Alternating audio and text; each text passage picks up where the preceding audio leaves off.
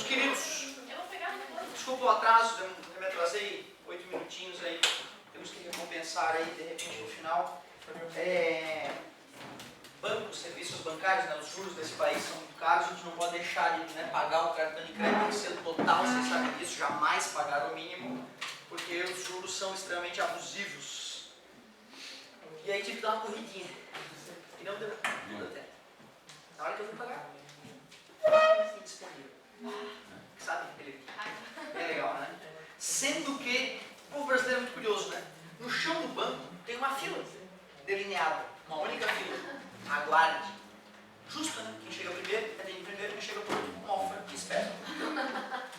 Cheguei, mofei um pouquinho, a fila andando, de repente o atendente do banco decide mudar a fila. Não, pessoal, é fila única, cada máquina tem uma fila. O povo olhou para ele e ignorou, continuou obedecendo o óbvio, né? E o guri veio insistir. Eu tive que falar, querido, não, isso é corrupção, não pode. Falei para ele, né, cara? Aí ele insistiu com o povo. Por que você não concorda? Tu vai no banco, tu admite que alguém seja atendido na tua frente que chegou depois de ti? Eu não admito, a não ser que seja um senhor. Se não for, eu dou piti. Eu falo, não, cheguei na frente desse cidadão, você atende primeiro. Para mim não existe essa hipótese. Eu estou no posto de gasolina. O cara chega depois de mim e vai ser abastecido antes de mim? Não, eu falo, amigo, não, eu cheguei antes, então por favor. Né? É o mínimo, né? E o guri queria reverter essa lógica. Aí eu falei que não. Expliquei pra ele que não. E eu achei legal que o povo brasileiro é engraçado, né? O povo vendo a minha indignação, explicando didaticamente, embora colericamente para o guri, o povo falou, tá certo, o povo deu um apoio aí pra mim. A gente continuar mantendo a ordem dentro do banco, né, cara? Desculpa, me perdoe, agora a gente está mais calmo. Olha que coisa legal que eu tenho para te contar. Eu lembro que um dos meus sonhos era quando eu olhava um brinquedo meu partido ao meio, que era uma coisa comum, e as entranhas dele expostas, eu via aqueles fiozinhos metálicos, aquelas coisas soldadas, um monte de fio. Eu queria muito entender aquilo. Eu pensava, um dia eu vou entender isso. Um dia eu vou entender essa merda. Eu juro que eu queria muito entender isso.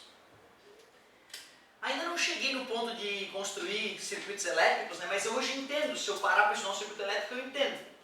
Mas outra coisa que me chamava muita atenção era quando ficava sem luz, dava aquele barulhão, bam, e a gente ficava esperando os caras da Celeste que chegavam para trocar o transformador do poste. Era uma farra aquilo, né? E eu achava que aquilo era um serviço de altíssima complexidade, né? Tu vê o equipamento daquele, os caras com os equipamentos. Tu olha um transformador, mesmo que tu use na tua casa, o estabilizador, né, do computador, aquele barulhinho, e o estabilizador funcionando ali, a fonte, né? O que é essa porcaria? Como é que essa coisa funciona? Tu não vai acreditar nisso. Tu não vai acreditar na simplicidade de um transformador. Na aula anterior, nós falamos o que era fluxo magnético. Fluxo magnético mede o quanto de campo magnético está atravessando uma certa área. Depende da área, depende do próprio campo magnético e depende do ângulo entre o vetor campo magnético e o vetor normal, a área.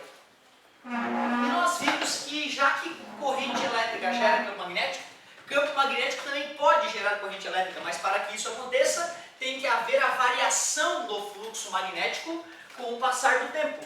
A variação do fluxo magnético com o passar do tempo é igual à força eletromotriz induzida. Lei de Faraday. Quanto mais rapidamente a variação do fluxo magnético, maior é a força eletromotriz induzida. Esse menos é, na verdade, a lei de Lenz, que diz que a corrente elétrica induzida tem sentido, que gera fluxo magnético que se opõe.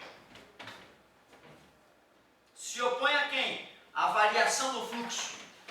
A variação do fluxo que a originou. Se o fluxo estiver aumentando, eu vou contra esse fluxo. Se o fluxo estiver diminuindo, eu aumentarei o fluxo.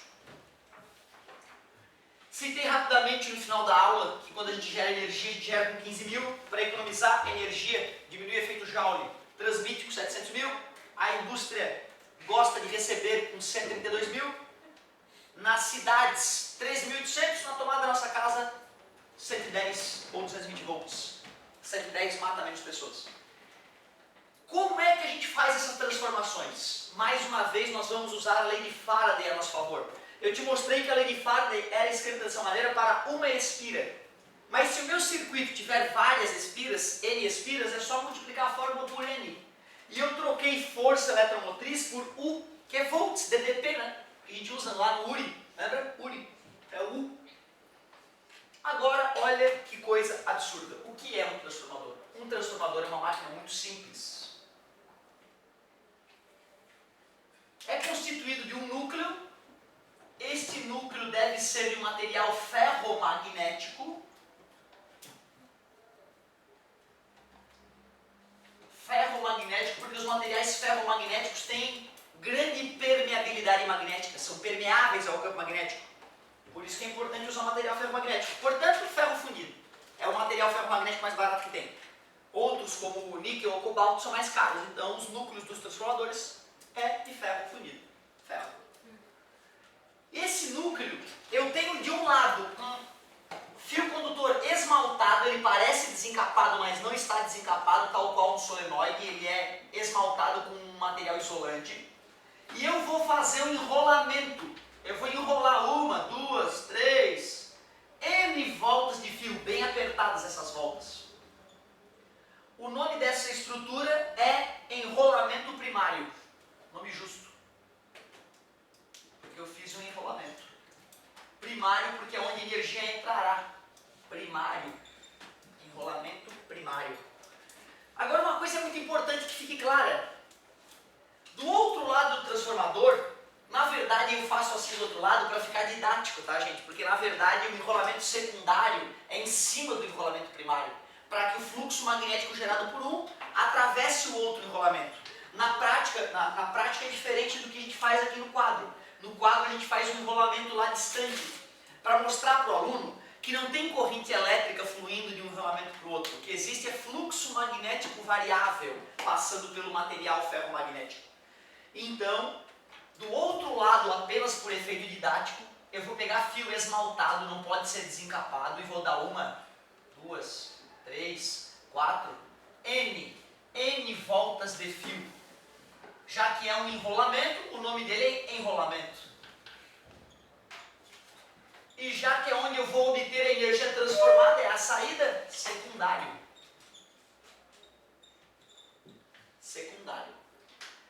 Como eu estava dizendo, para que esta encrenca funcione, tu não pode colocar a bateria do carro aqui, positiva e negativa.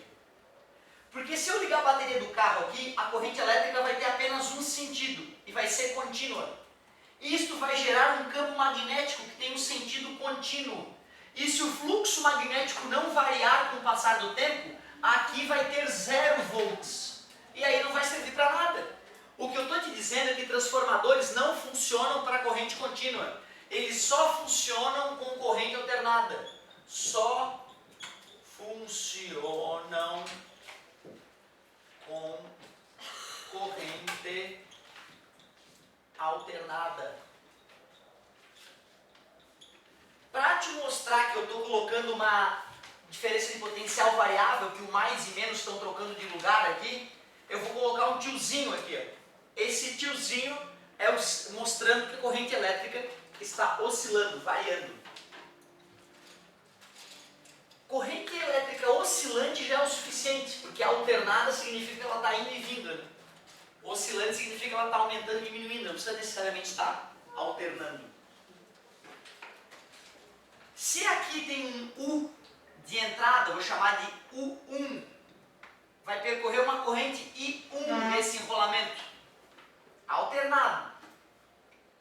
E aqui eu tenho uma, duas, três, N1 voltas de fio.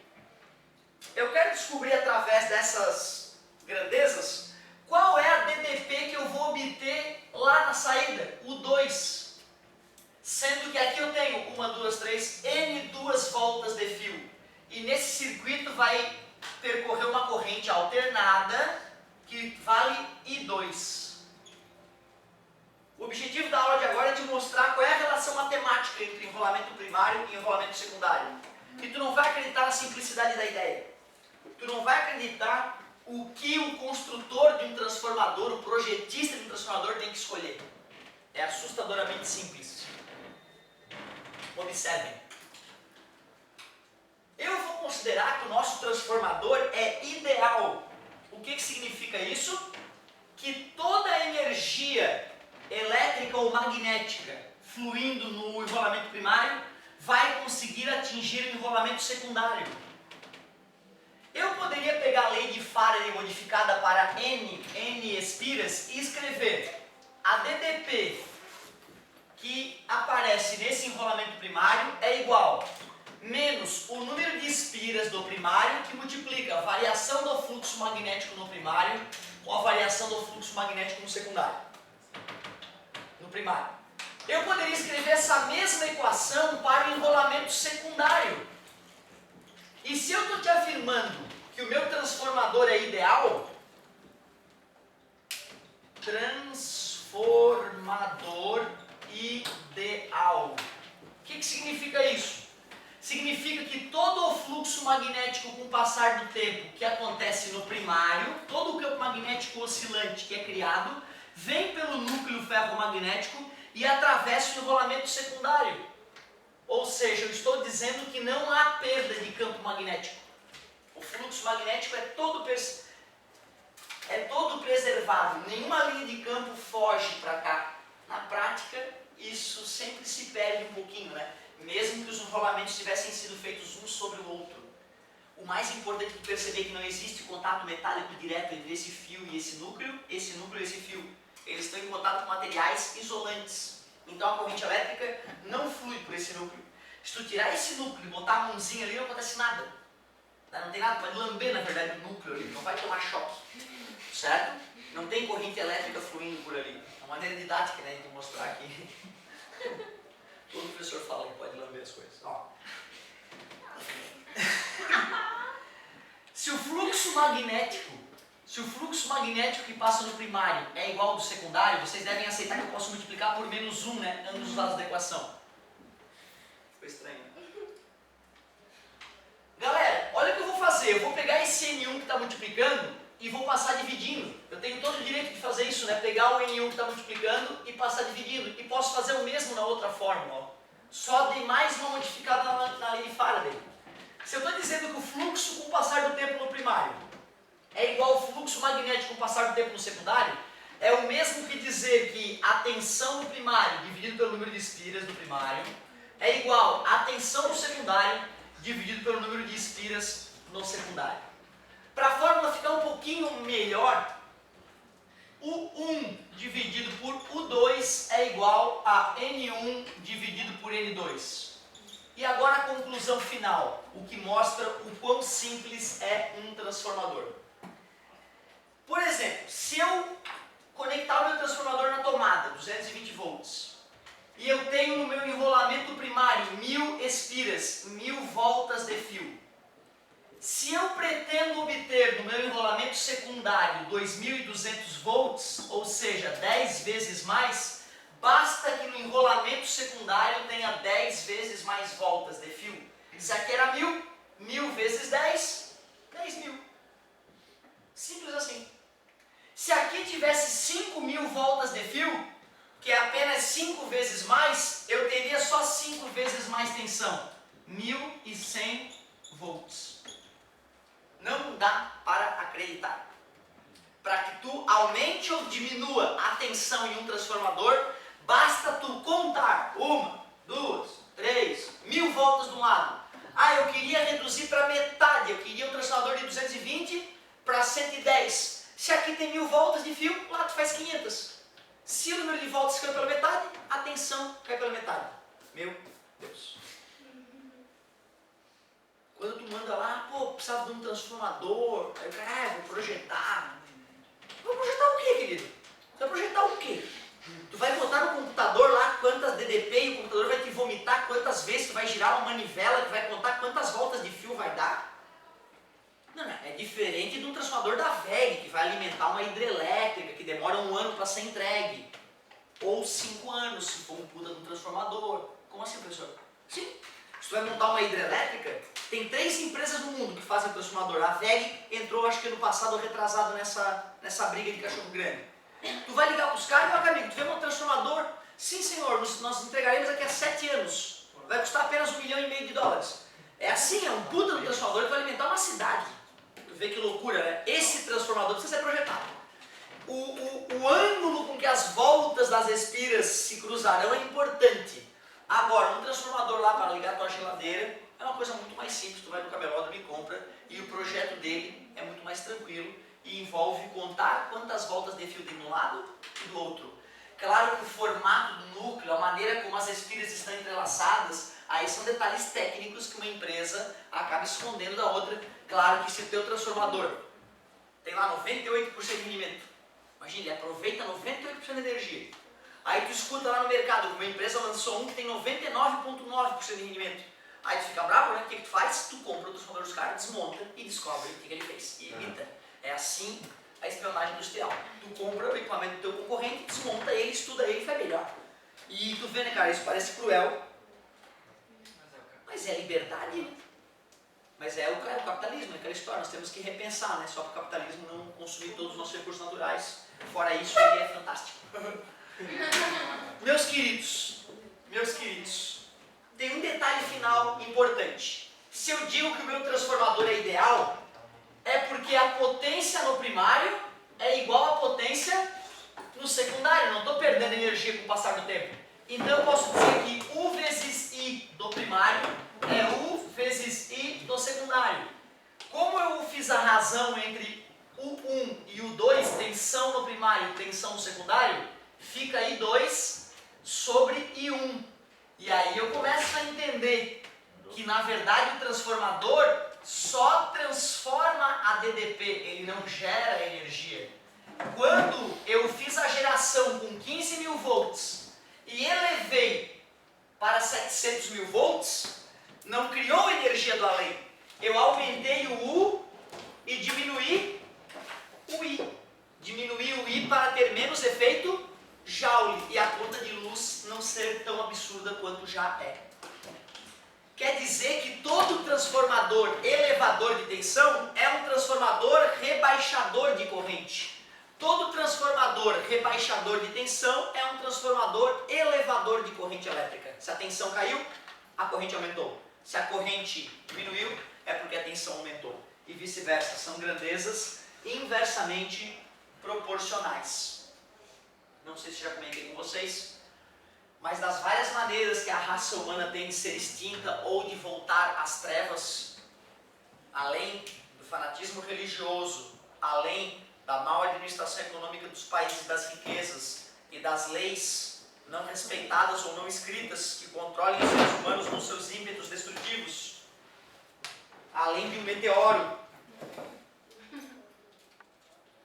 além de problemas técnicos com energia nuclear mal controlada. Uma das coisas graves que poderia acontecer é o Sol emitir um pouco mais ou um pouco menos de energia radiante, porque ele é um relógio suíço, ele é muito preciso. Só que volta e meia tudo dá uma falhadinha, né? E o Sol solta punzinhos, punzinho pra cá, punzinho ali, chama tecnicamente de ejeção de massa coronal. Punzinho do Sol. Cara, uma vez eu fui levar uma gurizada no planetário da UFSC e o sujeito todo feliz, assim, no planetário, pô, o senhor tá vendo? Pô, ejeção de massa coronal, olho nu, visível, olho nu. Eu, sério, cara. Cara, olhei, telescópiozinho da UFSC. Eu, caralho. Tinha uma luzinha assim, um sprayzinho de luz pro lado do Sol. Já conhecia o fenômeno, nunca tinha visto olho nu, já tinha filmagens disso. Se esse punzinho vem na direção da Terra, mirou, e o punzinho vem na nossa cara, essa ejeção de massa coronal vai causar uma variação do fluxo magnético com o passar do tempo tão intenso na Terra que os transformadores da Terra, os circuitos elétricos da Terra, fritariam devido à indução de força eletromotriz muito alta. Pulso eletromagnético. Uma oscilação do campo magnético, né? Assim como oscilar um ímã poderoso muito rapidamente. Dependendo da bomba atômica, né, ela no momento gera um pulso eletromagnético, mas nada comparado com o que poderia acontecer numa injeção de massa coronal. E nisso, cara, os transformadores, aqueles gigantes que eu te falei, que alimentam as grandes usinas hidroterma, elétrica, eólica, nuclear, todos esses transformadores pelo mundo afora poderiam queimar. E como eu te disse, esses transformadores custam milhões e demoram décadas para serem entregues. Isso se nada acontece anômalo. Se de repente o mundo fica sem esses transformadores, só as poderosas potências que poderiam pagar mais poderão tê-los rapidamente. Então quer dizer que o planeta poderia ficar parcialmente sem energia durante décadas. E aí o caos viria. E a gente é difícil se proteger desse tipo de evento, né? Mas é uma coisa que a gente sabe que pode existir e que a gente tenta hoje entender um pouco melhor o Sol. Hoje nós temos sondas, né, orbitando o Sol 24 horas por dia e tentando entender um pouco melhor o Sol para que a gente possa de repente abrir os nossos circuitos antes de que esse impulso eletromagnético chegue à Terra e frite os nossos transformadores. Que loucura! Preciso de um transformador elevador, um redutor, três redutores, um elevador e 3 redutores para que tu consigas aproveitar a energia. De onde vem a energia elétrica que abastece Chapecó, vocês sabem? Eu não sei. Eu sei que lá na minha região é a Jorge Lacerda, uma usina termoelétrica que fica em Tubarão. Florianópolis está a 100 e poucos quilômetros de Tubarão. E tem carvão sendo queimado em Tubarão, que aquece vapor, é jogado numa turbina, essa turbina gira um ímã, que está envolto em um monte de fio enrolado, isso gera uma DDP, que depois de passar por vários transformadores, chega no meu chuveiro em Florianópolis. Quando eu vou tomar banho, eu abro a torneira, a corrente elétrica passa pelo meu chuveiro e aquece a água que eu estou me banhando. Mas este calor veio numa forma de outra energia, oriundo de um calor gerado pela queima de um carvão em Tubarão. Quando milhares de florianopolitanos como eu abrem o chuveiro lá pelas 8 da noite para tomar o banho, ou 1 da manhã, né, as pessoas trabalham um pouco mais. Quando essas pessoas começam a tomar banho, tem que ter alguém em Tubarão medindo o circuito elétrico e ver, opa, a galera começou a tomar banho em Floripa. E abrir as válvulas que liberam vapor para as turbinas e jogar mais carvão mineral nas fornalhas. Ou seja, aquela energia que está sendo gasta lá em Florianópolis por cada indivíduo tem que ser controlada em tempo real por todo o sistema elétrico, pelos engenheiros e técnicos que estão operando o sistema elétrico. Às vezes parece uma coisa idiota, né? Ah, constrói uma usina. Não, querido. Tem que ter gente foda, dia a dia, olhando a coisa acontecer e corrigindo as cagadas. Então é uma coisa muito delicada, é beira um milagre. E ainda mais num país continental, né, o sistema todo está interligado e a coisa funcionar é uma loucura. É uma loucura, é incrível. Não tem um armazenamento de energia no carro? Loucura, né? O armazenamento de energia que a gente pode ter numa hidrelétrica. Numa hidrelétrica, se eu deixo acumular água, eu tenho energia armazenada. Mas para poder aproveitar ela, eu tenho que abrir os registros, deixar mais água fluir para poder liberar para a pessoa. Então o que a gente faz? A gente tem carvão também, né? Carvão, quando se eu tiver carvão estocado para queimar, energia armazenada. Se eu precisar de mais energia elétrica, eu queimo mais carvão. Como o carvão, eu não posso esperar milhões de anos para ele se formar de novo, ele é finito, e a água vai chover de novo e vai ser renovável a hidrelétrica, então o que eu faço? Se a galera está consumindo pouca energia, eu paro de queimar carvão, que não tem volta, queimo menos carvão e uso a energia da hidrelétrica. Se uma hora a minha hidrelétrica não vai dar conta do recado, eu aciono as minhas termoelétricas. O Brasil entra no horário de verão justamente para acionar menos termoelétrica e queimar menos carvão e ter essa reserva de carvão para uma situação emergencial. O que a gente precisa é de diversificar a matriz energética. Ou seja, a gente precisa de hidrelétricas, termoelétricas, nucleares, eólicas, solares. Assim, se não tiver vento ou se nublar muito tempo, a gente tem uma saída. Se o vento estiver bombando e o sol não nos deixar na mão, a gente para de queimar carvão, para de usar combustível nuclear que gera lixo e fica na maciota, só usando recursos renováveis. A coisa encrespou, dei carvão na fornalha, dei material nuclear para fissão. Por que está em São Paulo tem que pagar mais caro e as nossas hidrelétricas? Cara, isso é uma coisa extremamente interessante que tu está dizendo. Nessa hora é a unidade do país, né? Eu vou te confessar, né, tem alguns movimentos tipo o sul do meu país e tal, eu não consigo me ver diferente do cara do Nordeste. Eu não consigo. Porque assim, se tu vai na África e anda poucos centenas de quilômetros, um sujeito de uma tribo mal fala com o sujeito da outra. A língua bloqueia isso. No Brasil, cara, tu tira o cara do Iapoque, leva o cara pro Chuí, se ele falar devagar, tá 10. Toma cerveja igual, entendeu? E é isso que é impressionante. Então o país, ele é unificado culturalmente, apesar das diferenças gritantes, todos se Entendeu? E eu acho complicado tu, de repente, vamos separar esse negócio. Já que a riqueza está mais aqui, a galera lá está arrombada, dane-se, vocês que se estrepem aqui vão... O nosso país se separasse de uma parte do país, de repente, seria fantástico para nós. Mas seria uma calamidade para o país vizinho e isso ia respingar na gente em algum momento, né? Com migração, com ódio, com racismo. Meu Deus, desculpa. Então é por isso que eu acho que do ponto de vista da engenharia a gente aguenta as pontas, entendeu? Já que aqui está faltando e lá tem, e a gente tem um sistema de transmissão foda, vamos equilibrar. E aí todo mundo paga o pato, mas eu confesso que para quem está numa região que se vê rica e vê pagando um preço bizarro, né, é estranho. Uma coisa que eu já não me conformo é, por exemplo, a gasolina. Não é a lei de mercado, porra. Não é lei de mercado? Lei de mercado. Então tá, eu sou acionista da Petrobras, quero ganhar dinheiro. Então eu quero que ela venda de acordo com o mercado. Agora, tu cobrar mais caro do teu próprio povo só porque houve algum desvio, algum roubo, e aí tu quer equalizar as contas, isso é muito triste, né, cara? Isso eu me sinto roubado. E os economistas, que eu não sou economista, né? Não entendo muito da história, estou dando piteco aqui divertido. Os economistas falam isso todos, né? Os caras nobres, os caras que manjam, né? E tu fica magoado, né, cara? Tu se sente roubado pelo teu próprio país nessa hora. Fazer o quê? Mas, vale lembrar, em termos de geração de energia, que apesar dos chineses terem construído a Três Gargantas, que é a maior potência instalada, a usina que mais gera energia anual é ainda a nossa querida Itaipu. Uma engenharia financeira, uma engenharia, né, hidrelétrica de fato, como nunca se viu na história do mundo, né? Isso é uma coisa que dá orgulho de falar que a Itaipu é nacional e bomba até hoje, né? E é aí no país aí, inacreditável. Quem já fez uma visita lá sabe o poder que é aquela gigante. Galerinha, na próxima aula eu vou mostrar para vocês umas últimas ideias a respeito de eletromagnetismo, que nós já estamos nos encaminhando para o final do nosso cursinho de eletromagnetismo. Coisa linda, muito obrigado pela paciência. Arrisquem os exercícios dessa parte, principalmente direcionando já para os últimos vestibulares que vocês vão fazer. Tragam as dúvidas de vocês, que sempre vão ser bem-vindas.